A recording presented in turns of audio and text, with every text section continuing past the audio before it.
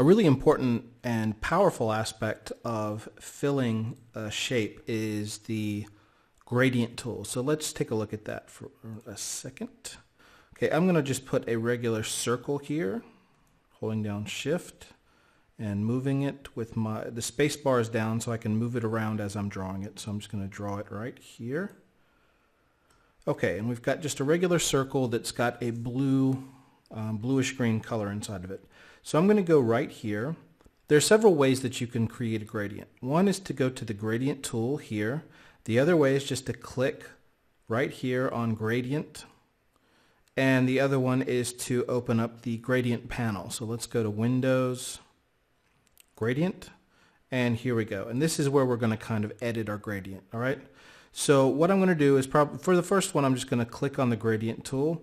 You click on that, you bring it over to your object, and you just click on it. Boom. And there you go.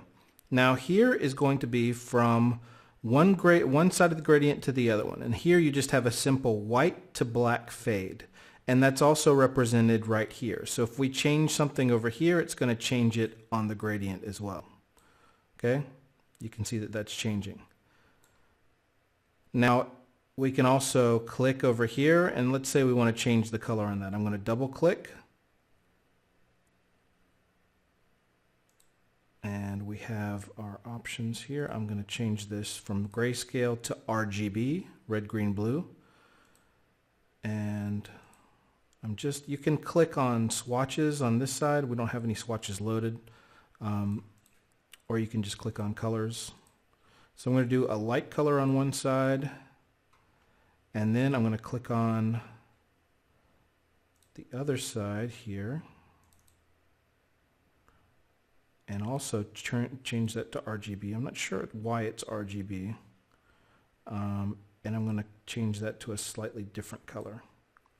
And you can see that you get this kind of iPhone style. You know how the new iPhones, when they came out, the new thing that they were doing was having a color fade from one slightly like a green to a little more yellow green or something like that.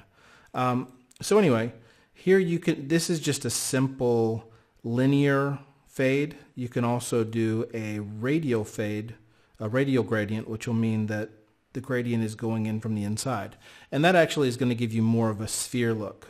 Okay, so if I want to copy this in the middle, this color in the middle, what I usually do is I'll create another color that's right beside the color that I want and just drag it over. And if you want to get rid of a color, you just drag it and pull it off, and you don't, it'll disappear.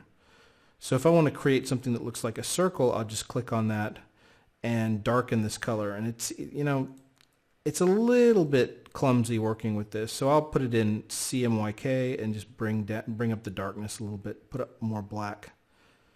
Okay. And if you don't understand that, don't worry too much. I mean, it's not that important.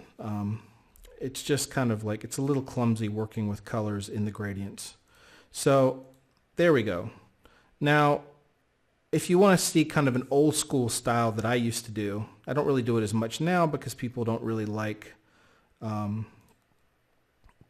don't really like the bubble look. But what I used to do is, let's say I'll take this circle, I'm going to do Control C and then Control B. And Control B pastes whatever you copied right back where it was. And I'm going to do a copy. You see how I've got a copy of this same shape.